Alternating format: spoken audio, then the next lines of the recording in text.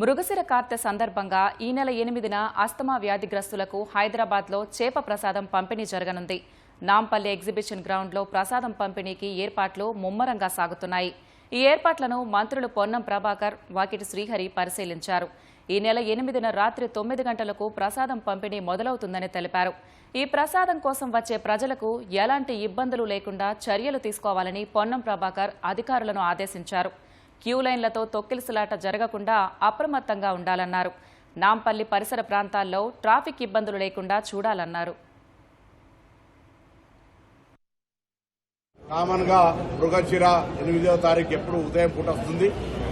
ఈసారి మృగశిర కార్తీ 8వ తారీఖు సాయంత్రం 9 గంటలకు ప్రవేశిస్తున్న దృష్ట్యా రాత్రి పరంగా తీసుకోవాల్సిన చర్యలన్నీ కూడా తీసుకుంటా ఉన్నాం. ఎక్కడైనా ఎవరైనా అలసత్వంగా ఉండడానికి వీలు లేకుండా ప్రభుత్వ అధికారులందరికీ తగిన సూచనలు ఇవ్వడం జరిగింది. ప్రతి సంవత్సరం వచ్చేటువంటి వాళ్ళకి ఎక్కడ కూడా అసౌకర్యం కలగకుండా చూసే బాధ్యత ఈ ప్రభుత్వం, ఆ విధంగా చర్యలు తీసుకుంటాం.